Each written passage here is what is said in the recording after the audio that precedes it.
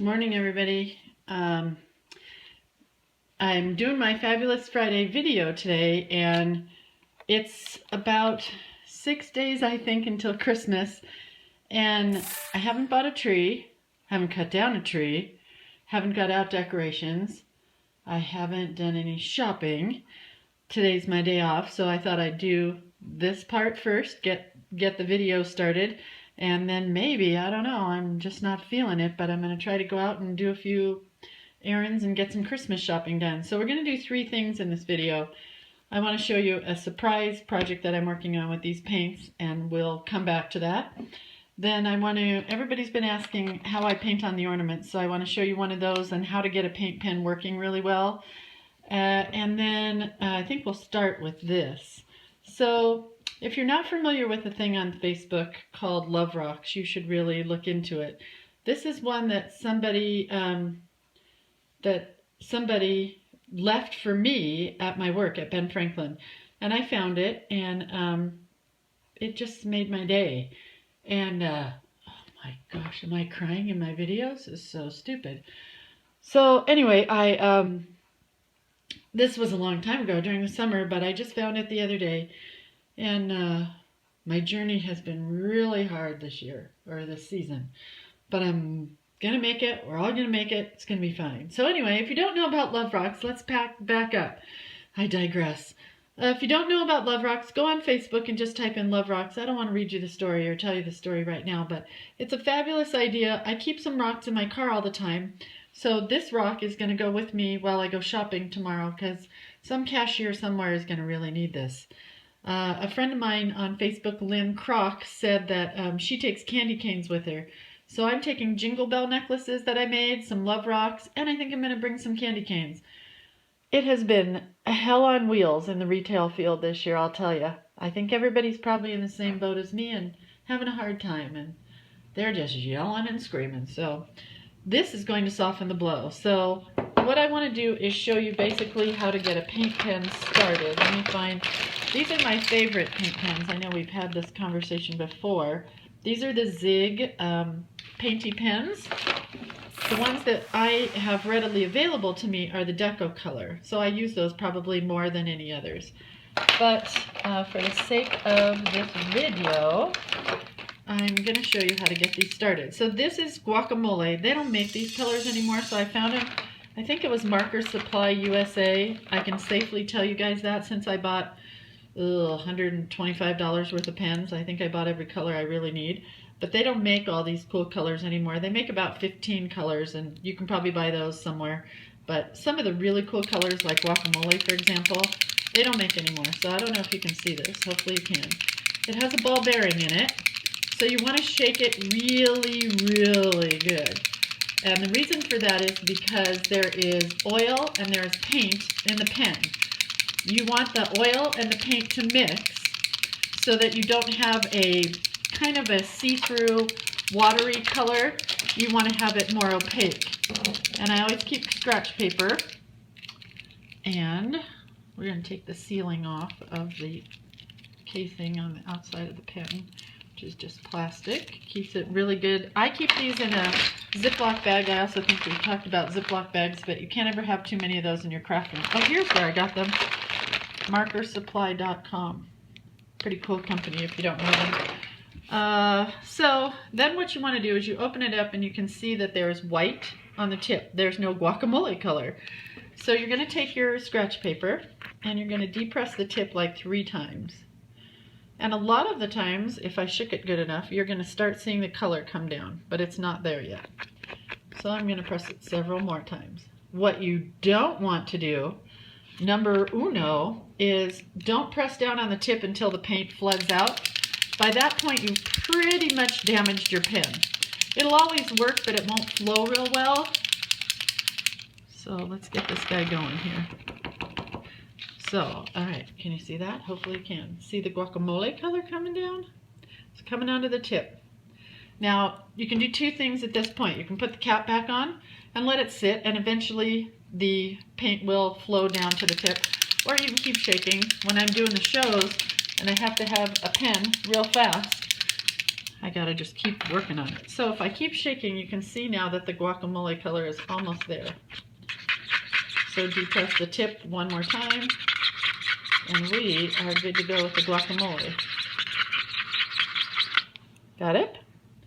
So if for some reason your pen floods, if you push down and you're gonna get a huge puddle, I mean, they'll still work. They're just not gonna work as well.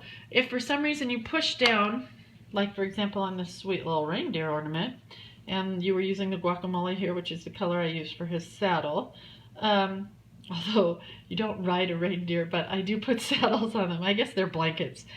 If you push down and you get a big puddle on an ornament like this, pretty much you can kiss it goodbye. But on a lot of things like wood or acrylic, tin, you can take either lighter fuel, like Ronson lighter fuel, or nail polish remover, the good stuff, the Q-Tech stuff, and it'll take it off. Use a cotton ball or whatever and it'll take it off. But on these, pretty much history. They're blown glass. The color's on the outside. If you try to take it off, you're just going to smear everything. So sadly, that's what happens there. So let's go back to our Love Rock, and let me get my paint pens out. So I don't do a whole lot to the Love Rocks. I know a lot of people will decoupage fabric onto them, but I like to use my paint pen. Try to find the side that's smoothest. And you always want to test your paint pens when you're using them just to make sure they're flowing really good. So hopefully I can draw this so you guys can see. We're going to put a heart on one side because thus the term Love Rock. And I think we'll add some pine boughs. This pen is not liking this rock. I don't know why. It's not bumpy or lumpy or anything. But trust me, if you leave a rock for somebody somewhere and they find it and it's a Love Rock, boy, they're just, it can change your day. It can make you go from dark to light in 5 seconds. So there's the heart. I'm going to use a green and just add a little pine bough. I think I'll keep it down here. It's easier to draw on. Hopefully you can see it.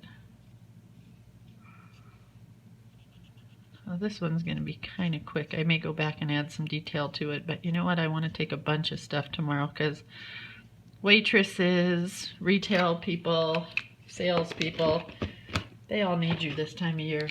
They need a little love.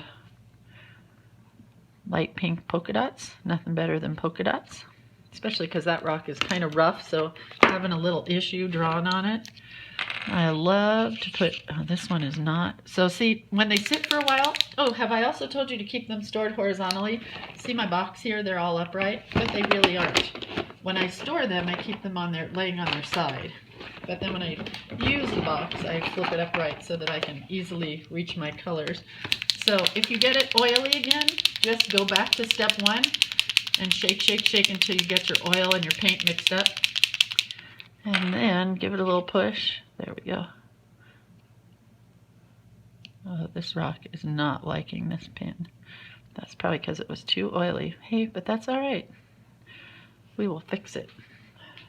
So that's gonna be almost done. But now I gotta fix these polka dots. They're just gonna have to be giant polka dots because they kind of ran. But as my kids say, my favorite thing to say is you can fix anything. In the art world, that is. I can't fix stuff going on in the real world. Not always. Okay, well, it's not getting so great.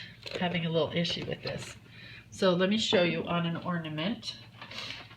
So I've sold a bunch of these reindeers, and I have my last show, and I always swear that I'm not going to do any more painting, but you know, kind of happens. So we'll just do one. And one of the classes that I'm going to do for my online classes this coming year is how to draw things when you're not an artist. Like for example, these are just shapes like we did the trees and the pumpkins and the sunflowers. So it's just circles and rectangles, and we're going to do more of that in the year to come. But this I just kind of wanted to do real quick just to show you how he is started. So there he is on the bright pink. I think the light, oh, and they don't break, not very much. move that light out of the way. Maybe that's the problem. No, it's the overhead. Oh well. So then, give him some antlers.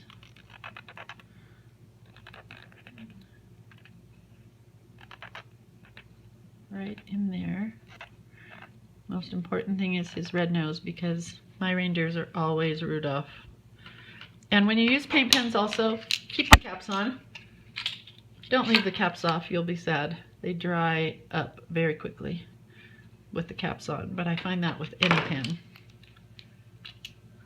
So I'm using my mouth to take the caps off. If you're a dentist or a dental hygienist, don't judge me. Sorry, I've done it for years. I was born with bad teeth anyway. Okay, so there's our reindeer, kind of. Let me get that cap back on. And gets a pink, or I guess a red nose, even though it's on a pink ornament. Yeah, red works. There's his nose. And we're gonna give him his saddle blanket. I don't think we'll use that guacamole because I want it a little more Christmassy. So we'll use a garden green, which this pen is on its last legs. They don't make this color anymore, and man, do I love it. So we'll do hot pink heart in the middle, because it's on a pink reindeer. I mean pink ornament for the reindeer. There's a saddle with the, I hope that's showing up. There, that's my light that's doing that. The ornaments are so shiny it's hard to get a good view. So let's try this green to outline our, I know this one is working. I didn't even have to get it started because I just used it. And when you go color over color, sometimes it's a little hard to get that going, but there's always a way to cover up and correct. So there's the saddle. We're gonna take our light pink, if I can find it. Pardon the teeth again while I open my pen. Make sure this one's writing well. I'm down to the end of the season, so a no-no is to shake your pen without the cap on, which I just did. I'm seeing it flooded. I don't know if you can see that. That was not the best Lindsay move to show you, but hey, at least we got an accident. This is an extra, extra fine, so it's fabulous for doing the detail. See the little polka dot hearts. That's pretty tiny. Then we're going to use a gold. Painty Twin is my very favorite because it's gold on one side, silver on the other. These are still readily available from Zig Kuretake, my fabulous favorite pen company. And we'll just put some gold jingle bells on his saddle blanket. It's not a saddle really. Whatever. It's just cute. And then we're going to give him some reins and a little flyaway rein here so that Santa can pull on it if he's getting out of control. So there's that. Don't you love the gold? It's so pretty. We'll put a big brass buckle right there. I think we'll do a red insert in the brass buckle. Also, these pens dry pretty quickly, but if you really want your colors to come through and pop really nicely, you'll let each color dry as you go. I don't do that because I'm in a hurry to get as many done as possible. So they still look fine, but if you want it perfect. Also, this is color on color, tone on tone. We'll talk about that in another class, but you can see it in person. I can see it really well, but probably not so much on the video. And we're going to give him an eyeball or two. I never know until I draw one. Yeah, two. So there's his eyes. Can you see that? Eyes. And then I'm going to do all the detail and stuff later, but that's basically how you get your paint pens going. And let's try that. Let's try, here's our guacamole. It had a chance to kind of set itself up. we'll put some polka dots in the saddle. Oh yeah, it's working really good. So, see the polka dots in the saddle? Barely, probably. And he probably needs a little bit of holly. That is so dark. Let's try this one. Oh, that's better. So maybe a little bit of holly, or actually I did pine in his antlers, so he's dressed up for Christmas. And some pink berries because it's a pink ornament. I do not like red on pink except for his nose because he is a reindeer.